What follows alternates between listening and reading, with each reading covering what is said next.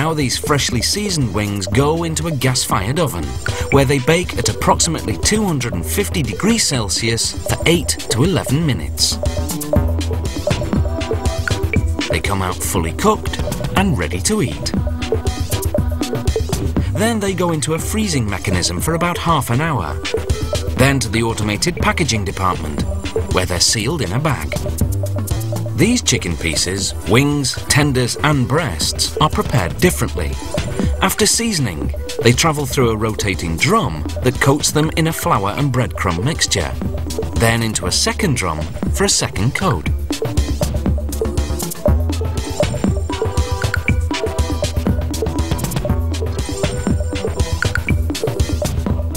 Next up, a 40-second deep fry in canola oil, just long enough to adhere the coating. Then into the oven. After 20 minutes at about 250 degrees Celsius, these chicken pieces are fully cooked and ready to be frozen and packaged. This is meat production on a mass scale. You can, of course, choose to be your own chef and cook the chicken just the way you like it.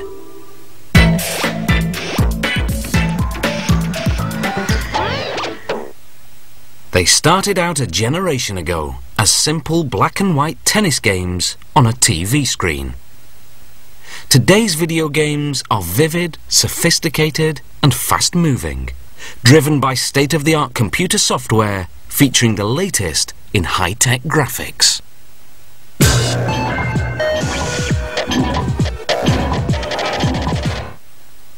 It all started in 1952 with a Cambridge University PhD thesis on human-computer interaction. The student invented a primitive noughts and crosses game on a vacuum tube computer, the very first computer game with graphics. A team at MIT designed the first recognized computer game in 1962. Then in 1972, a Stanford student invented the arcade game Pong, which later became a home video game to play on your TV set.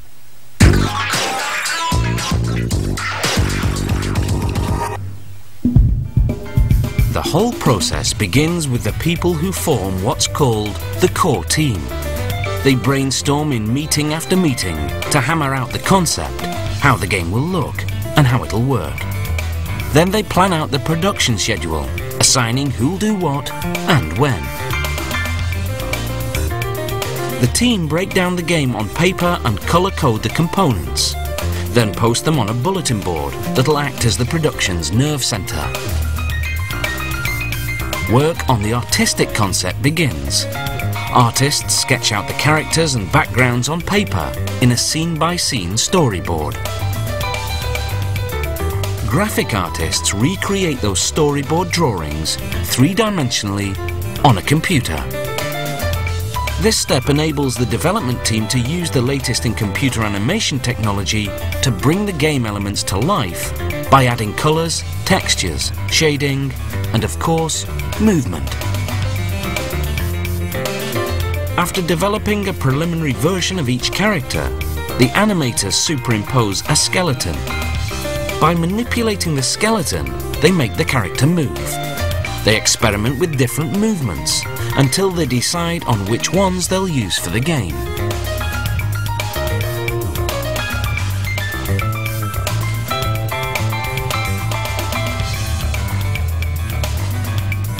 The animators have to design every movement each character can potentially make in the game.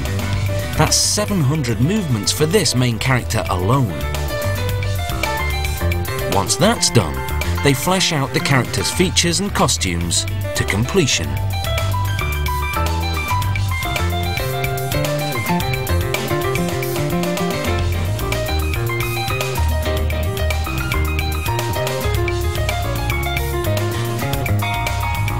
Other animators work on the backgrounds, the game's playing field. Once they have a rough version laid out, they refine it by adding details, colors and textures. To give it depth and dimension, they use virtual lighting to create shading and shadows. To advance the storyline, this particular video game is intercut with 1-minute animated movies. These segments, called cinematics, are animated in high resolution to produce a top quality image. The interactive game, on the other hand, is in low resolution because computers can't process high-resolution images quick enough for fast-moving play. So the animators have to create every character twice, in both high and low resolution. Meanwhile, for the cinematics, the storyboard is animated using rough draft characters. This is simply to calculate the timing and to map out a clear path across the backgrounds, so that the characters don't collide with the scenery. To make the cinematics action look realistic, animators use a technique called motion capture. They videotape themselves performing the action, then use animation software to reproduce it on the computer.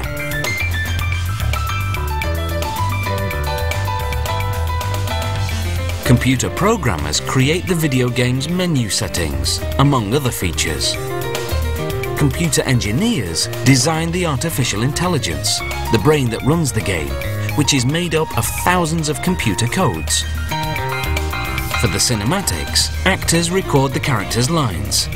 An audio technician mixes the voices with music and sound effects and synchronizes everything with the action.